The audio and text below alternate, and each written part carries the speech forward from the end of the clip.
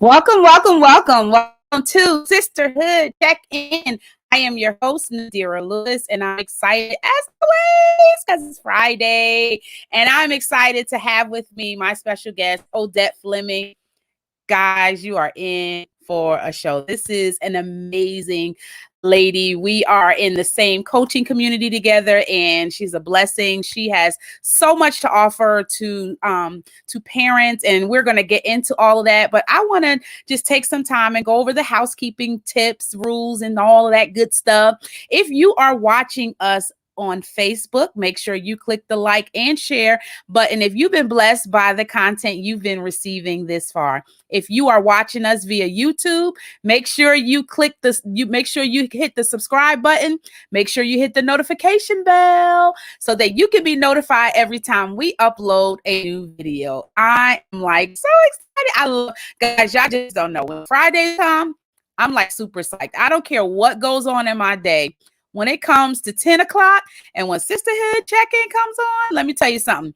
I get my tea together because I'll be ready, girl. I just be excited. I'm so excited to be able to come before you guys, whether it's on Roku or Fire Stick, YouTube, or Facebook. I'm looking forward to being able to dialogue with this awesome woman of God. So without further ado, before we introduce Odette, I have something special that I want to share with you, and I'll be back right after this.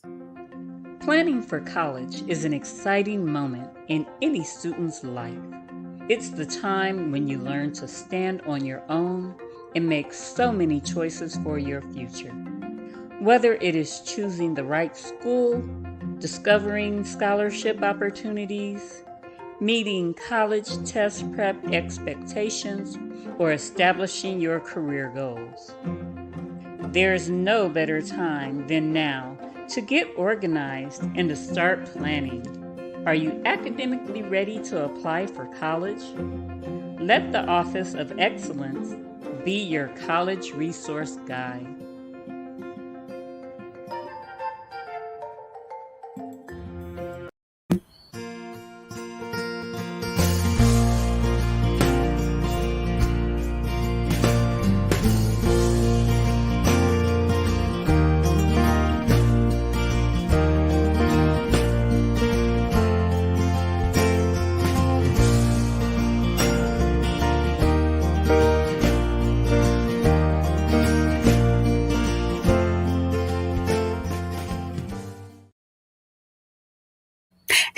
And we are back. And without further ado, I will introduce to some of you that may know her, some of you that may not know her, ladies and gentlemen, Miss Odette Flemming. Woo! Hey, Odette. Hey, Nadira, how are you? Happy Friday night before Labor Day weekend.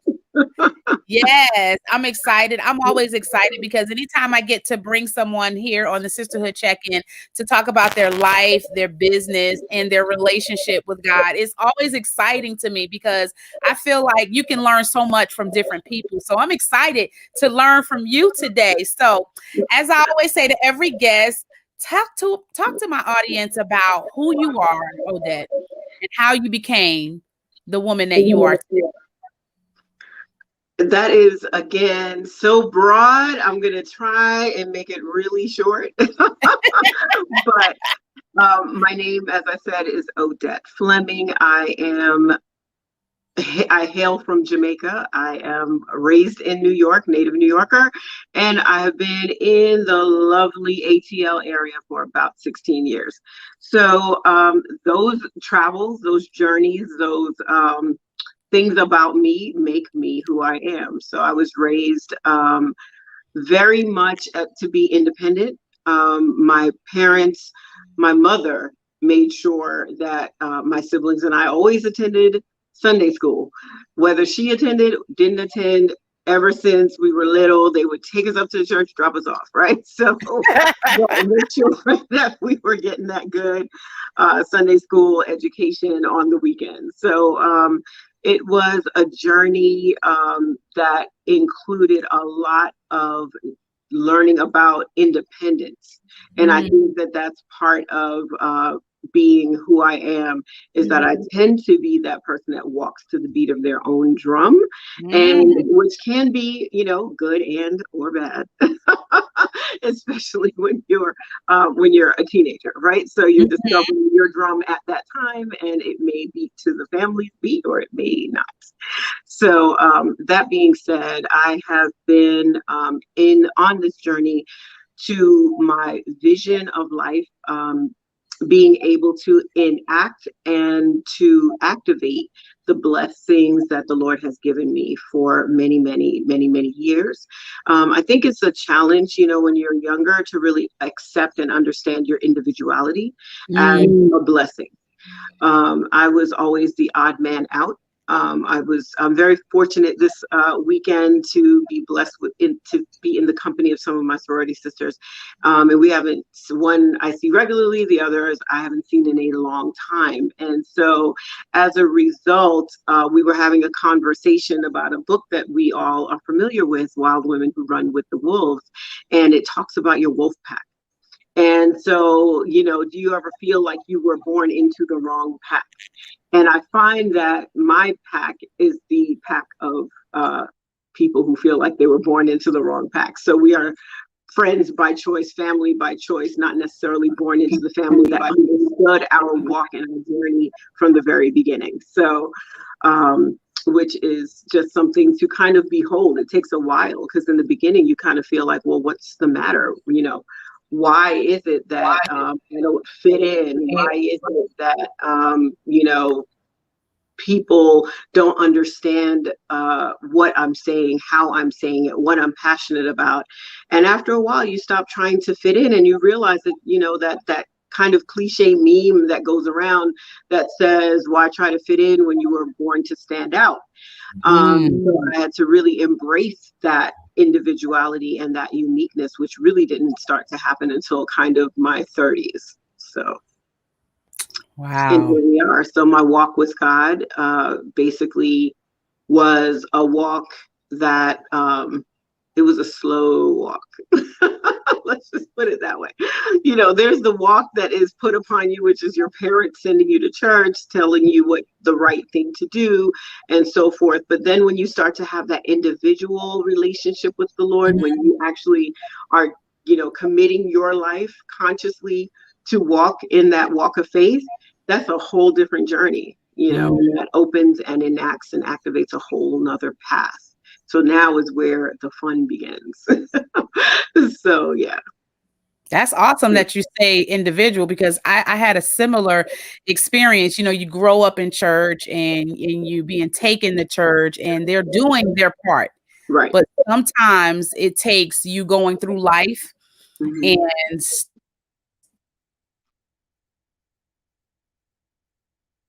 out who God really is, and then you begin to go down a different path. For some of your family members, it can be kind of scary because they don't know, because they, one of the hardest things to do is leave somebody in the hands of God, for God to be able to cultivate that relationship and that walk with them is scary because people are being in control. As long as they're in control, they feel like everything is good. But the minute, there are some things that God allowed to happen in our life to help us bring understanding to us in the individual walk. And it can be scary. I know as a parent myself, I suffered with the same thing. I was like, oh my, especially when it comes to my kids, I was always terrified, like, oh boy, what if? And what if, but I had to, just like I had my path and the things that I had to do, I trained them in the way that they should go. So I knew that once I trained them in the way that they should go, I knew that they were not going to, that when they got older, that they weren't going to depart from it. And they haven't yet. Thank God for that. Right. And I guess I'm in a part of my walk now where I work very judiciously and consciously and intentionally not to introduce fear. So that is a definite conscious effort, because I'm actually an ordained minister, so just to throw that out there. But so Yeah. I've preached on like the fear-based thinking versus the faith-based thinking and Mhm. where that takes you and the trajectory. You can have the very first same intention, which is raising healthy, happy kids, right? Or wanting your children to walk with the Lord, whatever that is. So you have to take that step of faith and not have it be based in fear, because that fear can take you to a whole other trajectory when you let it take root, because then that leads to worry, that leads to anxiety, that leads to questioning the will of God, the work of God, and so on. So I definitely strive to in my work with my kids, with the children that I work with, I'm Mhm. very intentional about seeing before I see it. So there's a few people that I could quote there. There's a speaking coach that I, worked with, Trevor. He says, you've got to see it before you see it, or you'll never see it, right? And Mm. then there is vision coach Kimberly Springer, who takes us on a journey to the already done place, where what the Mhm. Lord has already done for us exists, and that we need to visit there so that we can align with it and bring it to being. So in my already done place, my children are happy, they're healthy, they are children of God, they're respectful, they are walking their journey and walking their path so that they can Mhm. really express who God chose and called them to be in life. Right. So, yeah. But it's mental training. It's like a mental marathon to get to that point where you have that level of okay, and it's a daily thing for me. I haven't Right, right, arrived there right. yet, but it's a daily conscious effort. Let's just put it that way. So you've Yeah, got to sign on to do the work. So, absolutely. yeah. Absolutely. It definitely takes time. And don't worry, I'm getting my camera together. Sometimes Oh, my okay. All right. I goes was about to out. say, we know that you're not It ready. just technology, technology. Oh Yes. God. Yes. But yeah, it's just one of the things I've realized is that, you're right. When it comes to fear, fear brings on torment. Right. And so when you're dealing with fear, you start to imagine all of this stuff going on in your head. Like, oh Exactly. my gosh, what Exactly. about this? What about that? And Yes. so I think that's important, especially when the kids see you operating in it, Mm-hmm. then Mm-hmm. it makes it a lot easier Right. Right. for them to trust when they see you doing it. Then it's like, oh, I can do this. Right. I've seen mom do this over and over or so many Right. times. Oh, this is nothing. Right. Right. Exactly. So, and standing as that example, as women of God, we're called to be a living example. Mhm, Jesus said mhm. that we would do greater works. So the Yes. fact of the matter is that we have to take the lesson. We have to um, we have to fill ourselves with the lesson. I'm trying to assimilate ourselves to the lesson, Yeah. Yeah. right? And then from that assimilation point to the lesson, we've then got to walk it out as a demonstration in our day-to-day life. And so that's the piece that tends to be challenging, the walking it out in full faith. We're all kind of more in a Peter space. You know what I mean? Peter in the storm was doing fine and dandy like cotton candy, as my friend's husband always says. And then, when Jesus was like, well, come walk to me, he starts walking. Then he was like, oh, snap, I'm walking on water. He took his eye off Jesus and boom, there he went down into the waves. So, so it was just simply that piece. I'm hoping that you're still there because you've dropped off of the stream. I'm not sure if I'm just going to keep talking because I'm sure that she will be back any moment now. So yeah, so staying covered in the faith and walking it out is the principal thing that we need to stay focused on. Stay focused on the goal, stay focused on Jesus, stay focused on, keeping the faith and holding the vision so Mhm. that we don't allow the distractions to stop us. Because in that moment of distraction, that's when we fall into the ocean, into the storm. Absolutely. So, Absolutely. right. Yeah. Absolutely. Can you hear me okay? I certainly can. Yes. Okay, great. I was like concerned because I'm like, she dropped off the broadcast. This is me. I'm like, I'm just going to keep talking because I'm sure she's about to be like, I have backup cameras. I have backup cameras. So when one goes down, you're like, as my son's grandmother always says, one monkey don't stop no show. Oh yeah, I have a backup camera. So when one goes down, I'm like, oh, camera number 2 is active and ready. The backup, right? Exactly. Yes.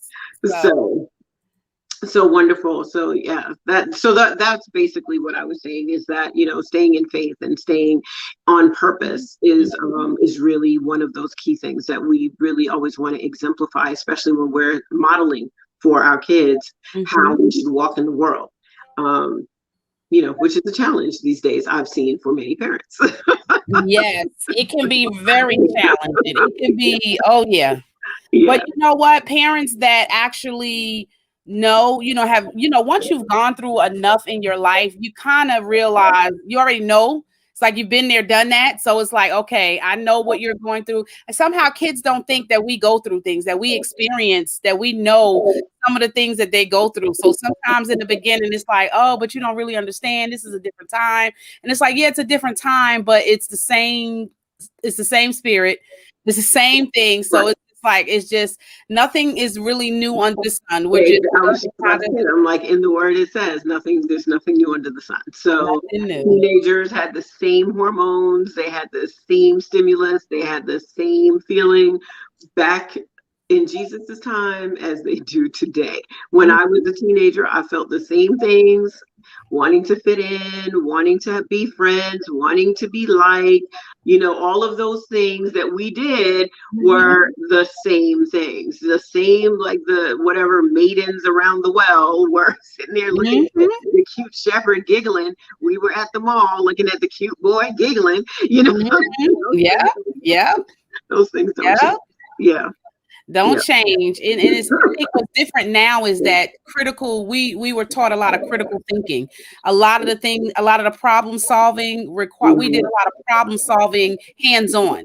Right. Where now problem solving is a little bit different now. It's like now everything is technology based. Right. So it's almost like you're using your brain in a different format versus before. Right. So it's adaptive, definitely.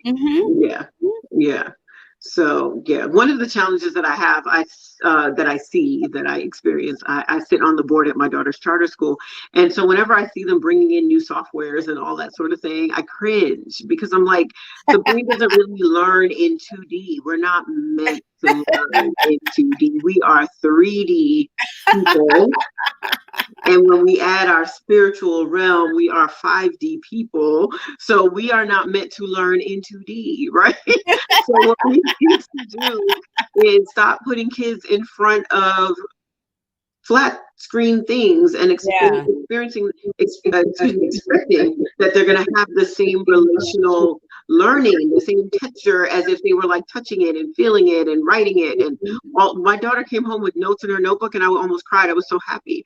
It was so challenging because COVID. So everything was software based. Yeah. So she's struggling on something. I can't see what she's doing because they answer the question disappears into the computer, right? So you can't see, she didn't she didn't add this right, she didn't carry the one, she didn't, whatever it is, you can't see that because it's gone, right?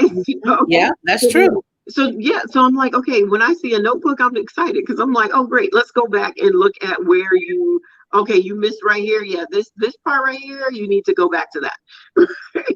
Absolutely. I think it's kind of like I think what happens is great. Technology is great and it makes things easier in other ways. But then sometimes I think where it lacks is because when you're on Facebook and you're in the digital world or in a digital realm, really building real relationships with people, basically building relationships based on a platform that it's not really who you don't really get to see them face to face.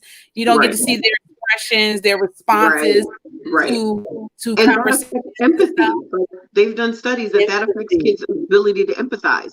Like they can't recognize when someone is really in pain because of the fact that they don't have that 3D facial experience.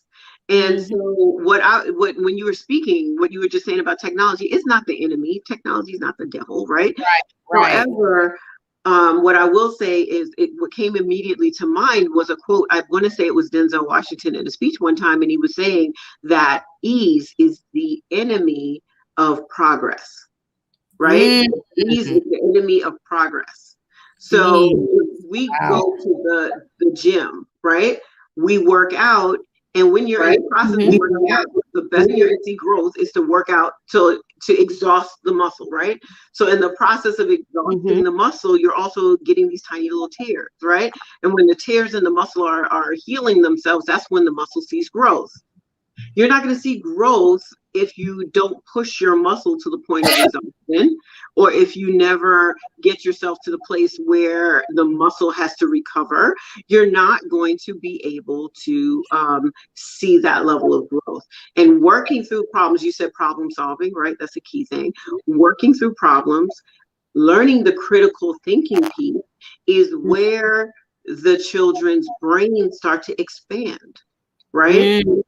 The expansion takes place because the brain is a muscle. The brain is a muscle, folks. The brain is a muscle. I always say that, right? So it's like you got to use, I know use it or lose it sounds harsh, but basically you've got to use it, right? Because your brain is always making new neural pathways, but you've got to be exposed to new things to create those new neural pathways, right?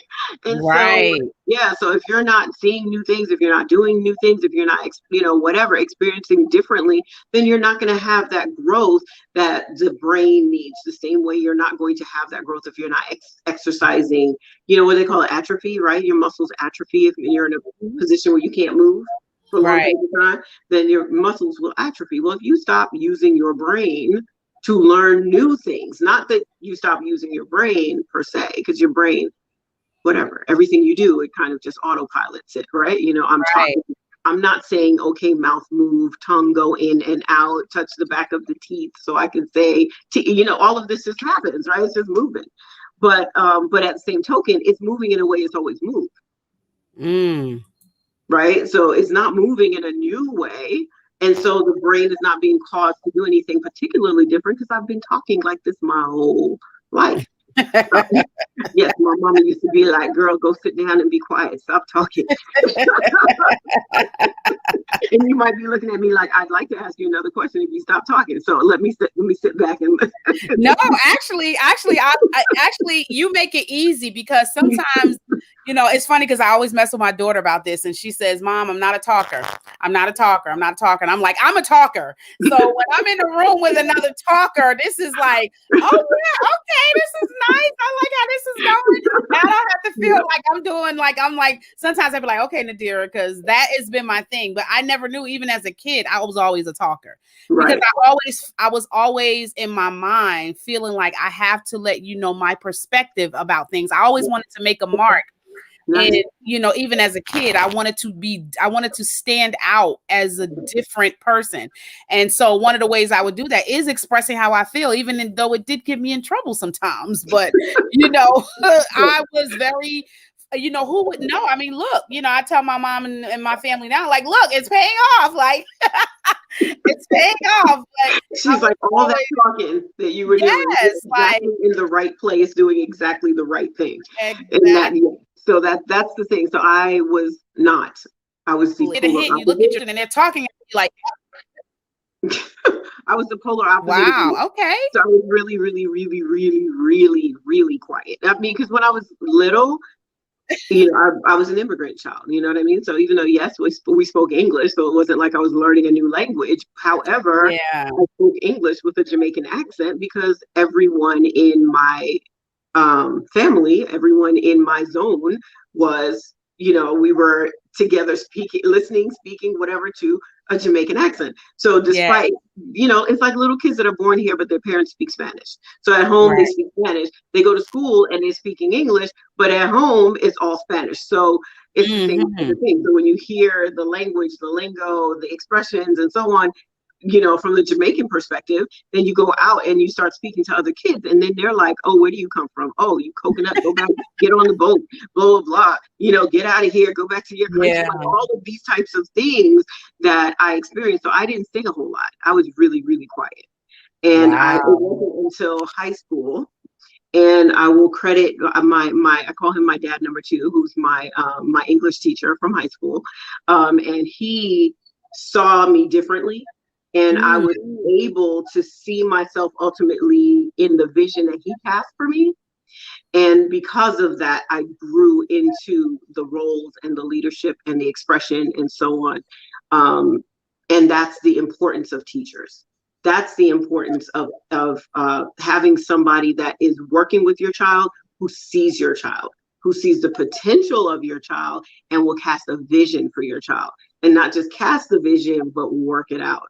And so because of that experience with him for the 3 years I was in high school, it changed the trajectory completely of the future of my life, without question. That's amazing. Well, we're going to take a quick break. And after we take this break, we're going to come back with our special guest, Odette Flemming, and she's going to talk about what she does. So you guys, make sure you guys stay with us. We will be back right after this. Do you have a business, product, or service that you want to share on the Sisterhood Check-In broadcast? Make sure you send us a message at becomingawomanofproverbs@gmail.com, or you can reach out to us at 470-560-5949. We look forward to partnering with you here on the broadcast. Have a wonderful day. Don't forget to join me and international holistic health and wellness coach Charmaine Harrison as we begin to discuss all things health every Tuesday night at 8 p.m. in the Wisdom Clinic. I'll see you on the inside. You sometimes get overwhelmed and discouraged, but let me read to you what Colossians chapter 1 says, verse 8, who also declared unto us your love in the Spirit. For this cause we also, since the day we heard it, do not cease to pray for you, and to desire that ye might be filled with the knowledge of his will and all wisdom and spiritual understanding, that ye may walk worthy of the Lord unto all pleasing, being fruitful in every good work and increasing in the knowledge of God, strengthened with all might according to his glorious power unto all patience and long suffering with joyfulness, giving thanks unto the Father, which has made us meet to be partakers of the inheritance of the saints of light. I just want to take the time to tell you, be encouraged. Don't let anybody take your light, and just know that God is always in control.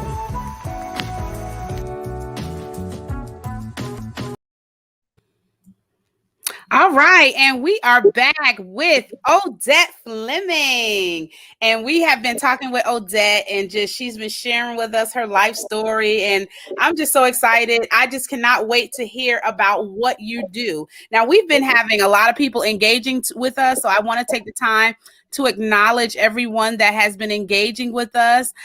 Georgia Lawrence. Georgia is also from Jamaica. Hi, Georgia. Georgia is an attorney here in the Atlanta area. So if you are an immigrant and you have any questions regarding your immigration, Georgia is your girl. Make sure you visit her at georgialawrence.com, and she'll be glad to help you.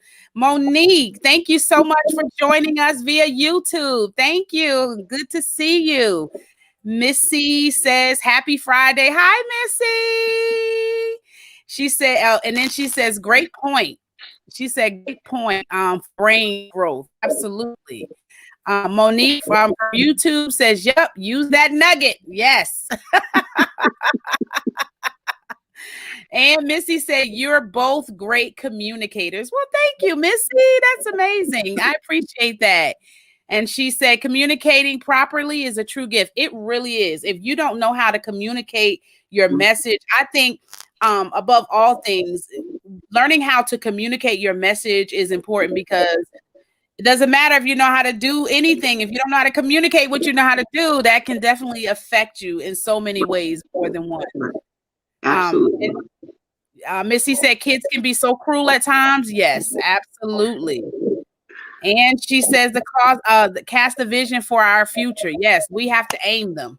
We have to set up a plan for them and let them. Doesn't mean that they're going to follow every plan, every direction that we point them to, but the point is to point them in that direction so that they can have something to look forward to. Right. Absolutely. Missy said, single mothers of America, single moms unite. Yes, absolutely. Yes. So, Odette, yes. Tell us about what you do. You have spent a tremendous amount of energy and time into education in the education field. Talk to us about what you do.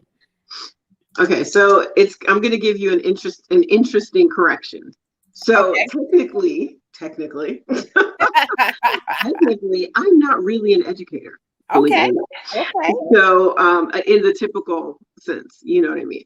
So I remember really clearly when I was straight out of college, not straight, actually, I was out of college and I was job interviewing, right? So everyone's like, oh, you know, what is it, per diem? I think they call it per diem teaching, right? Go get a job. I just, you know, happy with my degree in hand, and I'd done a copywriting internship, summer internship, like right after college at Ogilvy and Mather, which is like a top 5, you know, advertising agency and all of that sort of thing. So I was a marketer. And I actually went and interviewed at a school, and I'm ashamed to say that the school overwhelmed me because I was temping. I was working in an office on Park Avenue. Oh no, I wasn't even temping. I had just gotten the job and I was working as an associate buyer's assistant, in a British menswear tailoring company. And I could travel and I was doing all this stuff. And then they called me back for an interview because I had submitted a resume. And I went in because I was open and I wanted to have an impact on the kids, right? So I go in and I meet with the principal. She's earnest, she's passionate, she's excited because I was a dancer and all of these things. You could bring a dance program, or you're a writer, you can work with these kids. However, it was a very, very, very low income school. And so then she starts to tell me about the children who come to school hungry and the kids who come to school dirty and they may not know where their parent was, and I'm sitting there like feeling, oh my gosh, I'm like 21 years old, right? Wow. I don't know if I can deal with this, right? So I politely, you know, declined and I went back to my corporate job, you know. And so I really felt like, oh wow, you know, but I know that nothing happens before the time. So whether I knew it or not, I was trusting in divine timing. Right. Because the lessons that I needed to learn were not there. So I went back to my corporate job. I worked for just about 5 years. I was a buyer, worked my way up to a buyer, merchandiser, millions of dollars in inventory, traveling to Europe, like all of these things. And then the first great recession hit and I got laid off, right? Wow. So, but here's the key thing. Even though I wasn't an educator in the typical way, I did always teach kids. So I was always engaged in tutoring. So I worked in an Upper East Side Manhattan program, had a student, I tutored him for 3 years all the way through. And so we worked together, bonded, all of these things. I remember his name was Antoine. So later on in life, when I came back around to education, it really was a full circle is what it really was, because I had done the business thing. I worked on Wall Street. I've always been educating people. I just never went in the school system. So my mom raised me to be passionate about education in the sense that you should always present yourself as though you know what you're talking about. If you don't know what you're talking about, be quiet, right?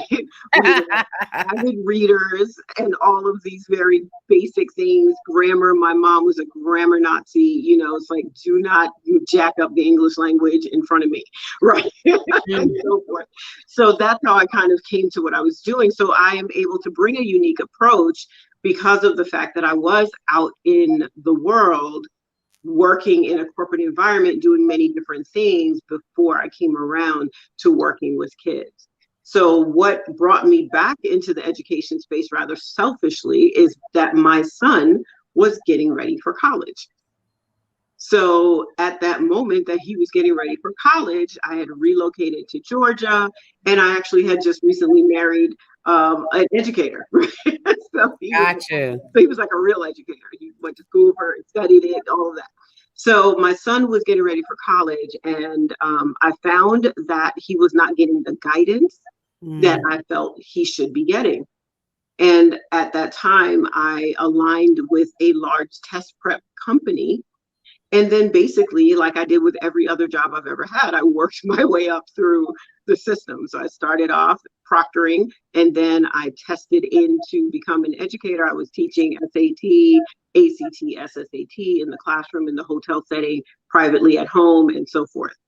And so that is how about 12 years or so I got into the, actually 13 years ago, I got into the education space and started working with young people regarding the next chapter of their life, whether that is private high school or boarding school, independent day school, or college, right?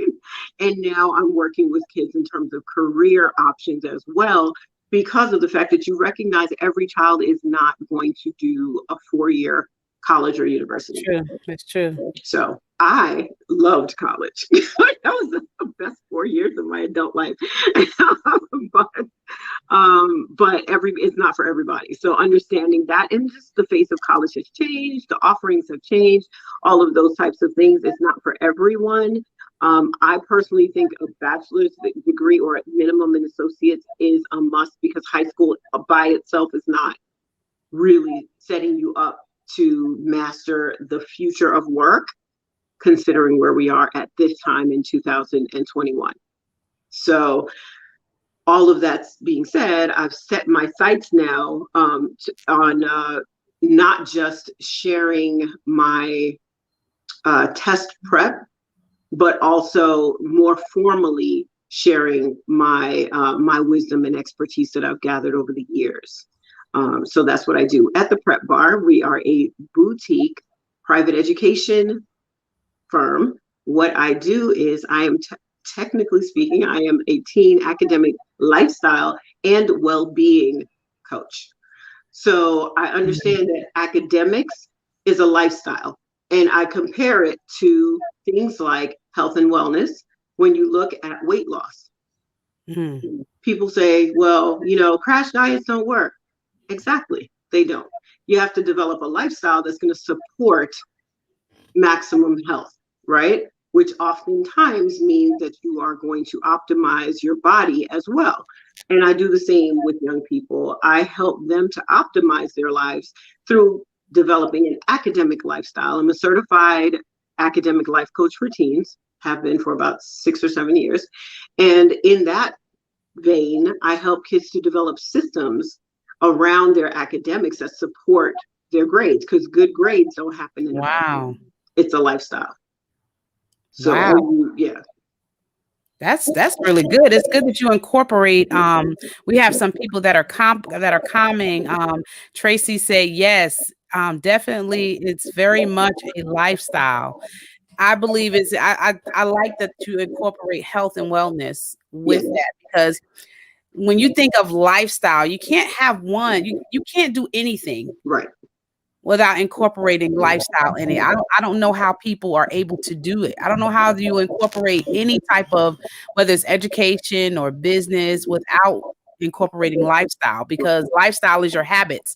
Right. It's the things you do on a day-to-day basis. And if you don't address those things, then it becomes easier to maintain anything. Exactly.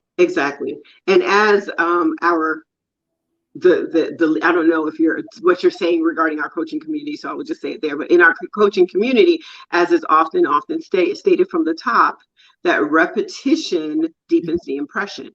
So how you're doing it over and over and over, and kids, their famous thing is, "I know, Mom." Right. I got it, Mom. I know, Mom. But yet you don't do it every day. So I need you to do it like every day. So we have the structure for learning. The structure of the expectations are huge.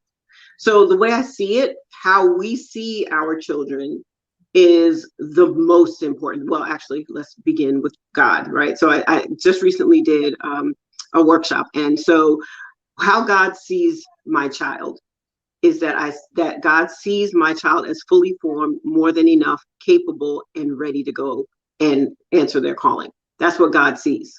How Yes. I see my Like that. child is I like that. how I see my child is locked and loaded, prepared fully, ready to go express and to shine in the world and display both of I have two kids, their brilliance in the world.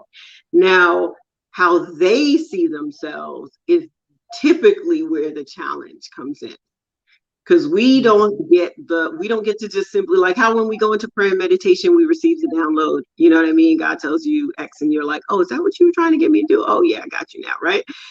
Kids don't have that, because they're like in this rebellion, because they're like, no, I don't want to do, the kids to do everything their parents say are corny, right? So they don't Oh want to do yeah. it. And so that's a natural place of like, I know better. We are flawless until they're about 10. And then all of a sudden they see the little chinks in the armor and they're like, oh, wait, mama gets stuff wrong too. Wait, how does that work? And they tell me I got to listen to you. Wait, hold on. So all of that. So how they see themselves is now something that we have to reinforce to them on a daily basis. We have to speak over their lives. We have to speak life to them. We have to remember that our words have weight. We have to remember that, God put us in this place to kind of marshal our kids through to where they can stand on their own and fully express what I call their innate brilliance out into the world, no matter what that is. And so that is our role, right? That's how I see it. So as a result of that, in order to reinforce, I know there's like people that start, especially these days, with so much social emotional learning and mindfulness, and all the little kids are, meditating and all of that, which is great. It's phenomenal. But ultimately, we've always got to remember that they are alone with their thoughts each and every day. And we don't know what those thoughts are that are going through each and every day. Wow, that's powerful. So we've got to, give them the tools to be able to express themselves. We've got to help them. What I always tell my students when I work with them, I'm like, this is a no shame zone. Right? So get it wrong with me, because I'd rather you get it wrong with me than get it wrong on test day. Right? And when I'm working with my students we're doing lifestyle coaching, then it's like, get it wrong with me, because I'd rather you get the system wrong or figure out that doesn't work for you with me than to go out unprepared and not having any system in place. Wow. That's good. So what is your age group that you start with? Do you start at a particular age or grade, or are you just, open? What children are you actually targeting? I am 18. I work with 13 to 19. And occasionally some 20, depending. Like I go through college. So if a child is college age or sometimes I've tutored a child, now they've gotten into college, they're having a little struggle. The parent will call me back and be like, listen, she's having a little challenge. She's home on break. Can you do a session with her? Yes, I can. Usually at that point, it's not academic. It's more systems and setting up, like, okay, so what calendar are you using? If you're having this problem, do you find that this works better or that works better? Have you tried doing this during your day earlier than later?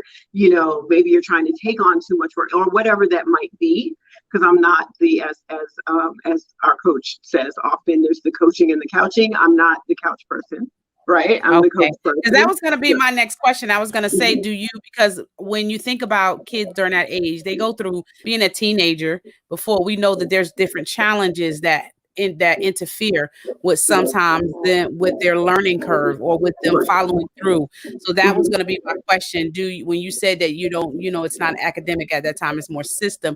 Do you sometimes at least have to talk to them one-on-one about the things that they go through in their personal life? Absolutely. I do a lot of I work with assessments. I work with character strengths. Right? So character strengths are the things that we want to dive into, because we want to raise up the things that you're strong in. And it's just, what is that? A rising tide lifts all boats, right? So if you have skill sets that you're really strong in, your strengths, we want to really systematize your strengths. We want to really reinforce those areas so that it will give you a rise in the areas that you're not as strong. So there's a lot of self-awareness that takes place. We do multiple assessments when we're working together, and those assessments are oftentimes shared with the family so that they can see as well where your child is, like what type of personality is your child, and how is that going to help you to relate better to your child. How I communicate 1,000% differently to my daughter than I did with my son. My kids are vastly different in age, so there are different stages in life. One is a fully fledged out in the world adult, and the other one is a 13-year-old, right? So Wow. one is a male and one is a female. So there's lots of differences, right? They love each other dearly. However, I have to communicate totally differently because Yes. girls, and not even to say girls, but her personality type is one that she is. So she's Afro Latina. So I use a Mexican phrase. I think it's Mexican. There's a fruit like the prickly pear. So she's like my little Napole. So it's like she's a little prickly pear. So she's like really, really, like she can like shoot those daggers out at you, but inside she's really a softie. So she takes things to heart when you say it to her. So I'm trying to be really mindful with Yeah. her. Where with my son, not because he's male, but he tends to Right. shake things off more. So I can be a little bit more, and plus he's older, but I can be more, I don't even know if the word is aggressive, but I can be more forceful with Right. him in different ways than I am with her. So we're going through an admissions process myself with my own child. And I recently had the pleasure of speaking to this dynamic mom. And so we were talking about one of the schools I'm looking at for my daughter. And she was saying how she loved the school. Her youngest daughter then wanted to go to the same school as the second oldest. She wouldn't let her daughter go there, or she didn't encourage her to go there because she said their personalities are different. So while it's an excellent school for one, it is not an excellent school for the other. So it's the same thing in the family dynamic. It's the same thing in the education. So imagine a teacher, you've got like 30 to 35 Oh middle schoolers in gosh. the classroom. They all speak a different language, right? We know that there's multiple human needs, right? We know that there's multiple personality types. And then you're Right. sitting there trying to communicate with these kids, and you don't have a really good fit or feel for any of them. So you start to, communicate with them en masse. So then it's no wonder that kids feel like they're falling through the cracks because nobody is seeing them, Wow. if that makes sense. So I That's think true. that's where the one-on-one piece comes in with me, and even small group, is that someone sees me. I know the difference that made when I was a teenager, when my English teacher and club advisor saw me. So. Wow. That's amazing, because nowadays it's good that you're able to eyeball and to be able to say, okay, this is something I'm able to see, identify, pinpoint, and correct. Because I remember when my son, can you hear me okay still? I just want to Yes, make sure. absolutely. So I didn't want to make sure. I heard a little bit of echoing to make sure it wasn't. Tiny, tiny echo. Yeah, but I can hear you. That's the most important thing. Okay. Let me see if I can fix that so we can make sure we're not echoing while we're talking. But I remember my son, he went through the same thing in high school, where his attention span is very short. So he would, if he didn't get it in the first few minutes, he was more likely to kind of just do something else. And so it got to the point to where he went to his teacher and he said, look, I really want to do well, but I'm just really struggling. Could you kind of, help me do this? And then I realized when you have like 30 kids in a class, he became irritable to her. Right. Because she didn't have the time to actually slow down and really help him process the information. So, once he got out of that grade and he went to another class, fortunately he was with another teacher that did have the patience and the understanding. I think with her, I think she just was overwhelmed because teaching high school can be really, especially between that age of 13 and 19. Right. There's so many changes and transitions Right. and Right. stuff that is happening with puberty and life Exactly. changes Yeah. that's going on, that's all incorporated. So you're not just teaching them, you become, for some of them, like the additional parent. You become, Absolutely. you know, I did end up in a classroom. True story. True story. So I ended up. I'm a certified Christian educator. You mean the certifications, right? So I ended up in a classroom a couple of years ago. It was a really small private school, and it is so true. Like I would say to myself, how do teachers do it when they have 35 kids? Because I walk in and I guess my level with the kids, because I work with kids, I try and look them in the eye. I talk to them. I ask them questions pointedly. I remember things they tell me. I check in with them and say, how did this situation go? How did that? And then they're like, oh, wait, she's actually listening to me. Oh, wait, she remembers that I told, So then I became the hot man. So it's like on high school break, I've got all the kids, 9 through 12, all trying to be in my room. I'm like, get out of my room. I'm supposed to be on break, right? But they all want to get me and ask me questions wow. or you just see them like, she was a lovely young lady always. And I don't mean lovely like this, she was an attractive young lady, but I'm just saying lovely in the terms of her personality. She was just sweet, sweet, sweet. And one day she came in and she was so sad. And I felt so like I didn't know what to do for her. And she was just crying and crying.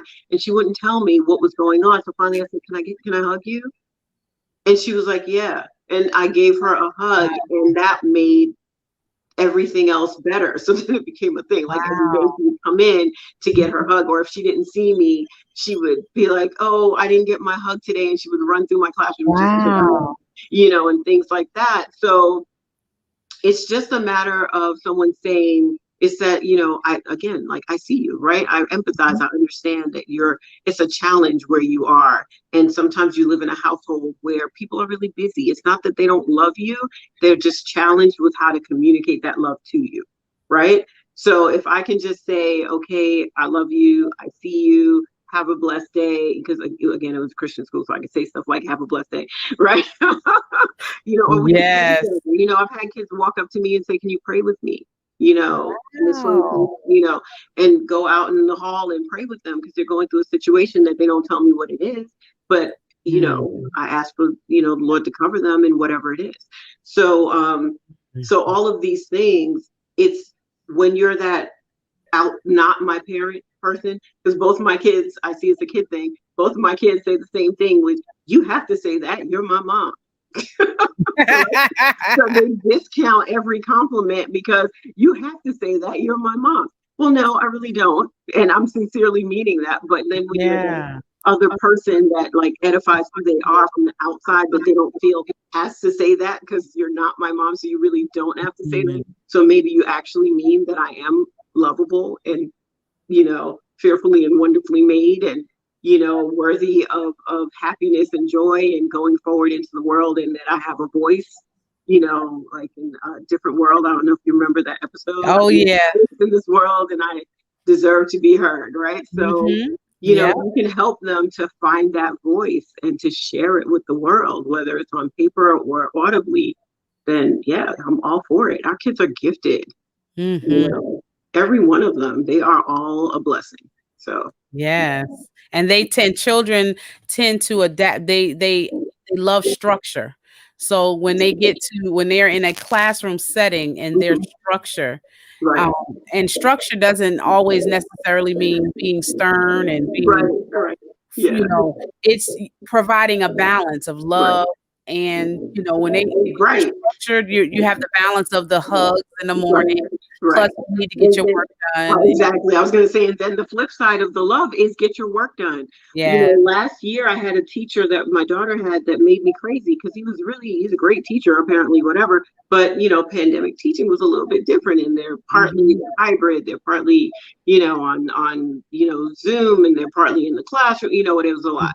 However, I was annoyed because I was like, what do you mean she didn't do the test? She's sitting in your class. How'd you let her let her get all the way to the end of the semester and not turn in the test? You saw her like every day for 4 days a week. What do you like? Right, So right. I when that time school shut down and we all had to go home and whatever, I still had kids in the middle of learning. And I taught for a different district, which was like the majority of the district was like whatever grade you had at shutdown, that's the grade you ended out with. Go home and go with God. Well, our school wasn't like that. They still were expected to do their work.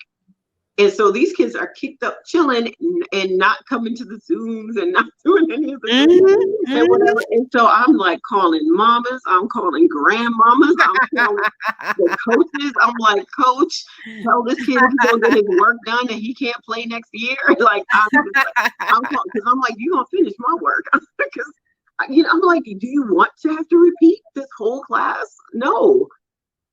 Accountability. They like accountability. Accountability is important because when you hold them accountable, it makes them feel, it does something to their esteem. Right. Makes them feel like they're worth, that they're not just somebody that you just gave them something to do and put them in the corner. They feel it affects their self-esteem. They feel like, you're paying attention to them as an individual. And their feedback. You get the feedback. Because when I get the work and I'm looking at them like, I'm sorry, you didn't cite your work. What are you doing here? Like, didn't it say, what does the instructions say right there? Right? Or things like that. So just because I hug you doesn't mean you don't have to do your work. Right? Still, I love you and I love you enough. What does it say that the Lord chastens the ones whom he loves, right? So I'm chasing you because I know you can do better. So I expect you to do better. So that being said, that expectation piece is really high because kids will rise to the level of your expectations at home and in a school setting. Wherever you are, that structure, like you said, is critical. And I laughed when you said it because I was in the experimental teaching room, right? I was the one where they wanted to kind of have a more relaxed atmosphere.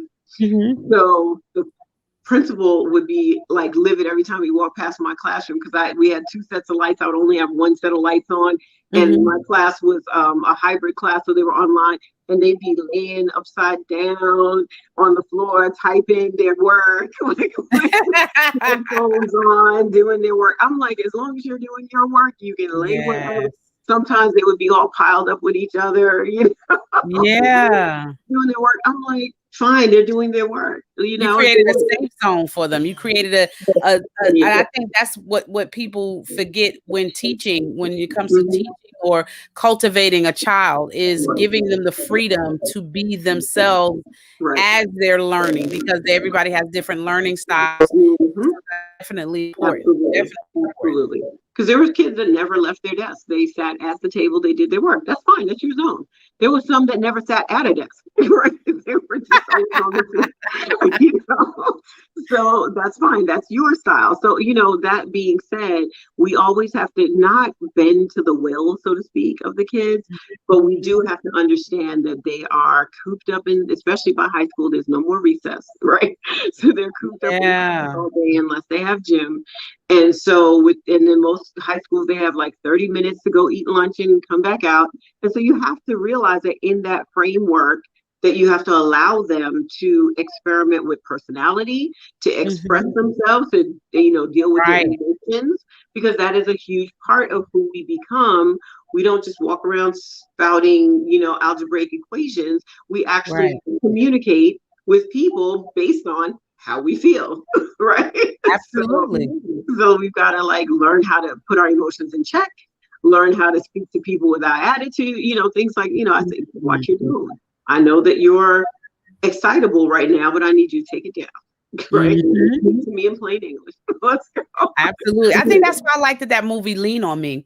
I liked it Lean on Me because there, I always get a message or some sort of lesson out of watching TV shows. Right. And I remember watching Lean on Me, and then when Dr. Clark came in and he brought order to and showed that the kids did exceptionally well. Right.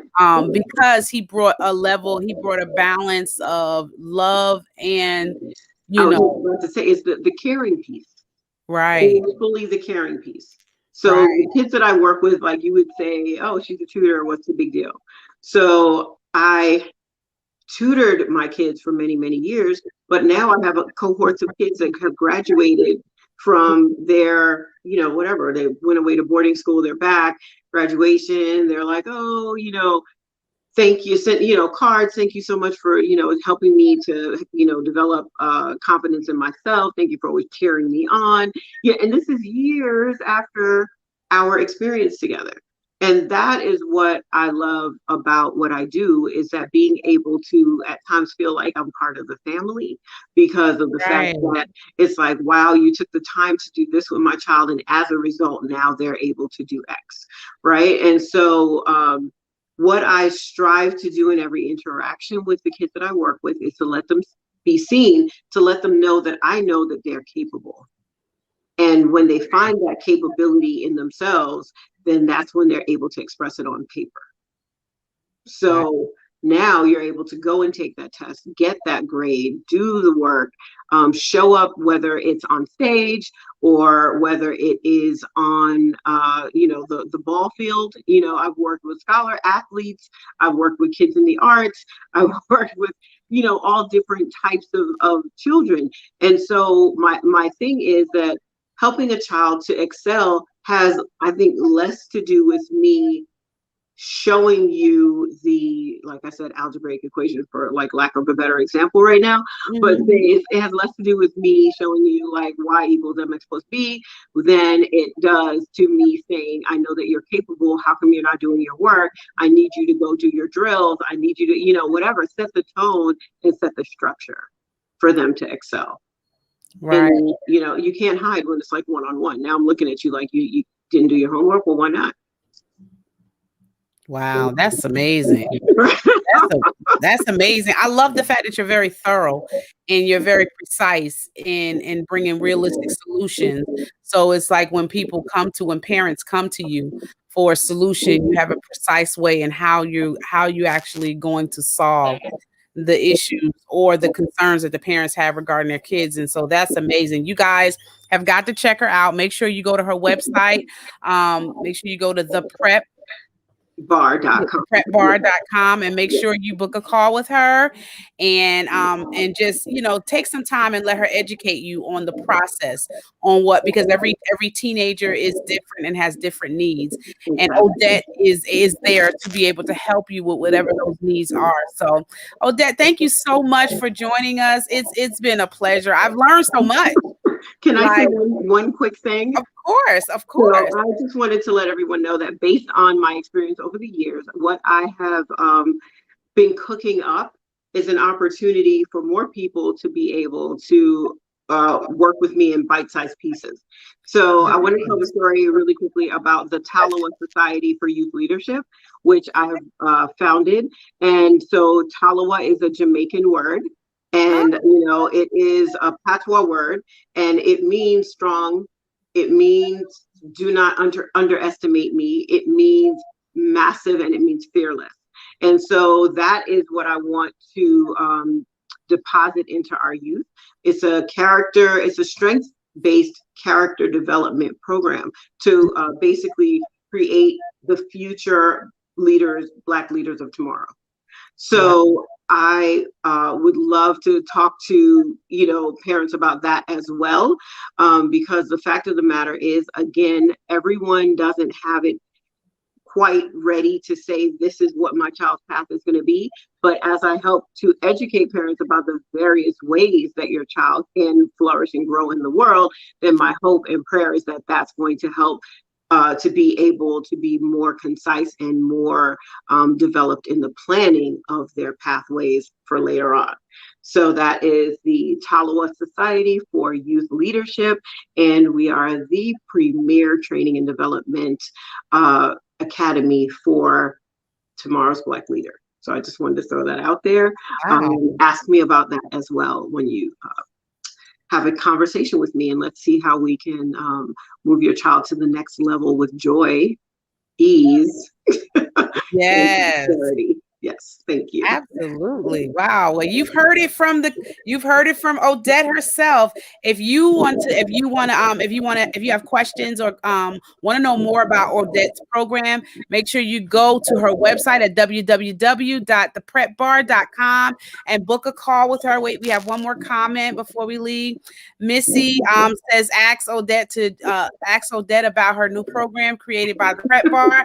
Well, I'm telling you, Missy is on it, girl. Missy is like, okay, let me put it in the comments just in case you missed it. You know, that she is a great reinforcer. Thank you, Missy. Thank you, Missy. Thank you. Because yes, I did a talk, and that's, I did a workshop and I did a talk recently. So thank you for remembering, Missy. Absolutely. I'm assuming Missy is Missy. I guess, are you guys on the same team, or is she in the same?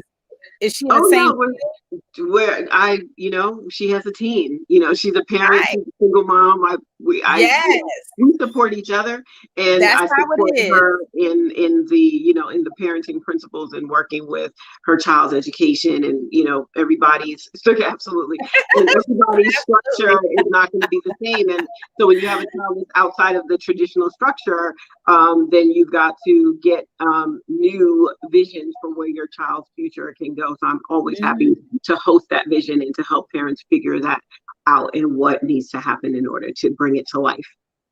Now, Odette, do you work with children in just specific areas, or do you work with kids all over? I'm international. No, all right. You've heard it. I've had students in Jamaica. I mean, I was doing online tutoring when it was Google Hangout. Wow.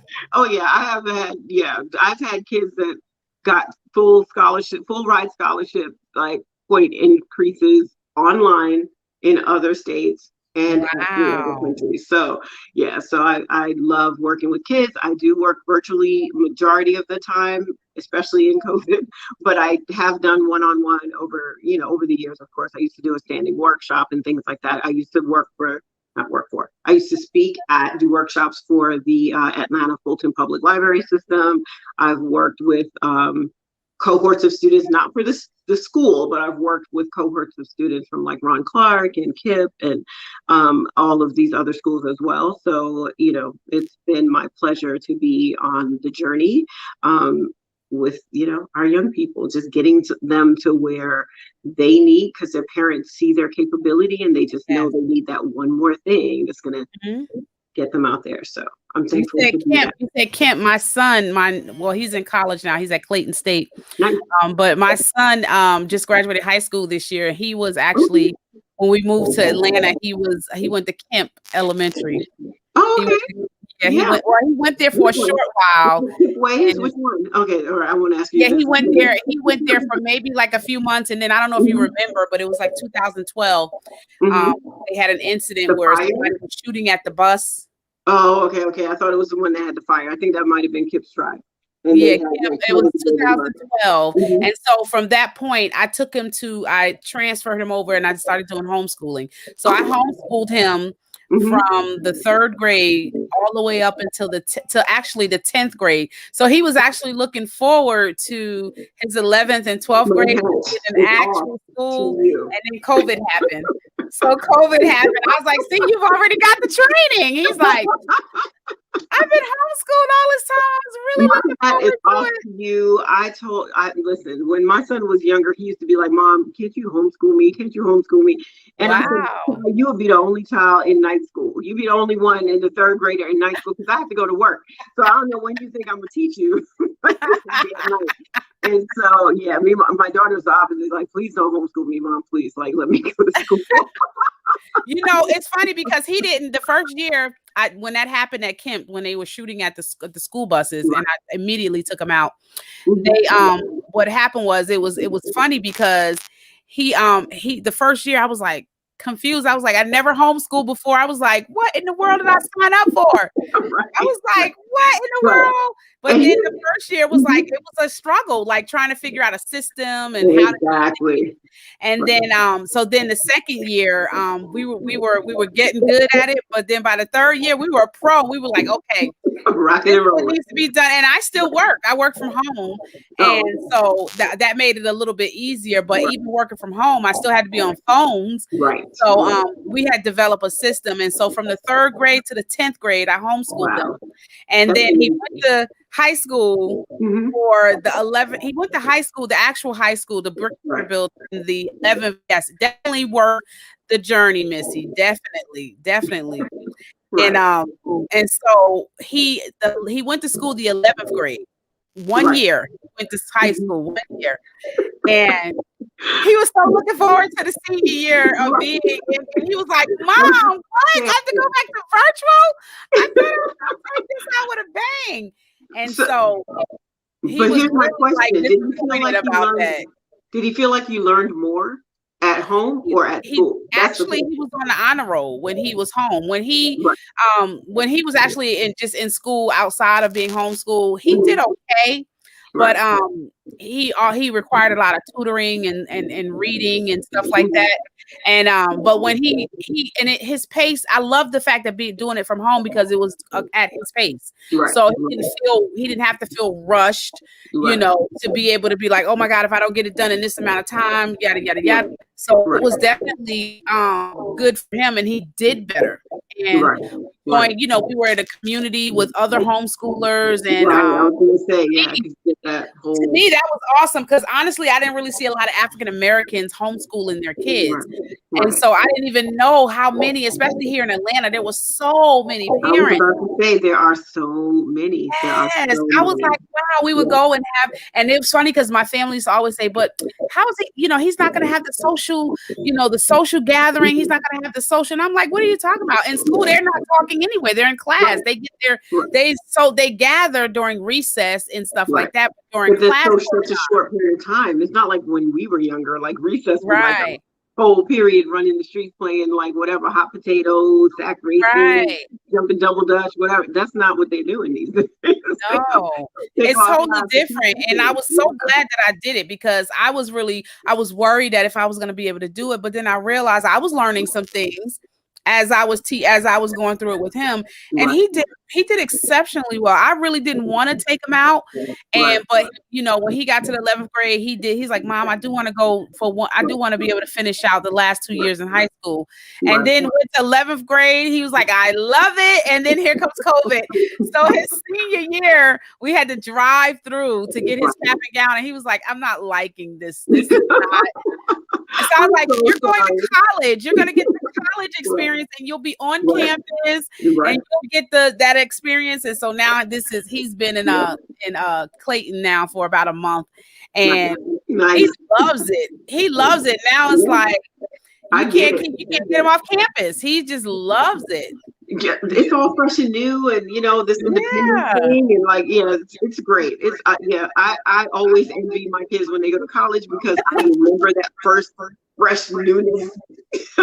Yes, like whoa, this is what it's like. I am loving this. Yeah, so.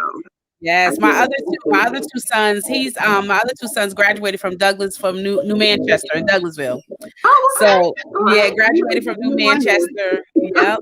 Yeah, he wanted to graduate from New Manchester too, but we had already moved over here to the South Side. So it was just quite a bit of a ride to go back and forth and everything like that. So, but so it's been a blessing, Odette. I've enjoyed it. We've got this. We're in Atlanta. We've got to have some time to get together.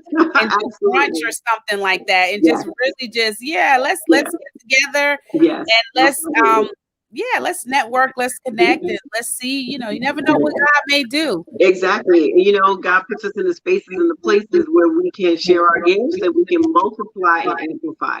So, you know, anything that we can do for each other, I'm for it. Definitely, definitely. Well, you heard it yourself, guys. Make sure you visit Odette at her website at theprepbar.com and book a call with her. Thank you guys for watching so much. We have one more message. Oh, I do want to say to you before you leave, to my audience, I have created, I've been talking about it for a while, but it is available now. It is available. You can go to Woman of Proverb. I have created a 100-page digital planner and journal. So with the digital planner and journal, it does give you the opportunity to be able to download it to your iPad or your computer or your phone, and you can actually plan your day and journal your thoughts at the same time. So not only do we have the actual paperback ready, you can get both the paperback and the digital copy of the Woman of Proverbs Wisdom Planner and Journal. You can get it at www.womanofproverbscoaching.com.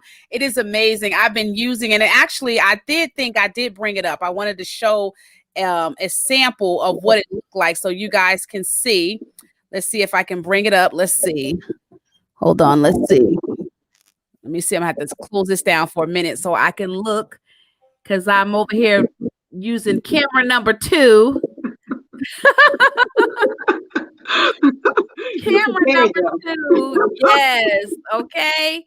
Definitely. I'm going to try to see if I can bring it up. I don't know if you guys can see it. Let me see. I was looking at a keyboard. I don't know if you wanted me to say that or not. Yeah, that's the back. That's the keyboard. Hold on, I had to turn it down. I had to close it so that I can see, so I can show exactly what it looks like. Okay, let's see. Okay, it doesn't show up. It's not showing up. I was trying to show a glimpse of it, but it wouldn't come up. So make sure you guys go to www.womanofproverbscoaching.com. You can actually see the digital copy, and you can choose from the digital download, or you can actually get the actual paperback. Make sure you get it, because if you get it today, I have a sale today only for the digital planner. Is $12.95. So if you want the digital planner to download it today only is $12.95. After that, it goes back up to $19.95 for the digital copy, and $31 for the actual copy. It's 100 pages. It has everything. I mean, you can plan your life and your personal life and your business life and journal at the same time, all in one. So it's amazing. Make sure you guys see it.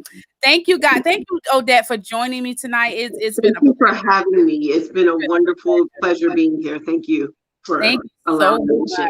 I appreciate it. And we will see you guys. Join us next Friday as we dialogue with Kayla Kravitz. Make sure you join us next Friday on Sisterhood Check-In. Make sure you also join us on Sunday. We have special guests with us on this Sunday on the Dinner with the Coaches at 7 p.m. So make sure that you are watching. Saturday, I'm doing a class, and I'm talking about how to create digital products with ease.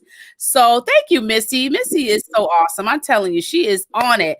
Yes, www.womanofproverbscoaching.com to get your digital planner tonight only for $12.95, $12.95. If you want to learn how to create digital products with ease, make sure you visit the website too, www.womanofproverbscoaching.com. We will start class tomorrow night. I have decided to do every Saturday. I am doing a class Saturday evenings at 7 p.m. For the past 2 weekends, I did one on video, how to create videos, video content that pop. Last week we did a class on how to start and monetize your broadcast or podcast. That was amazing.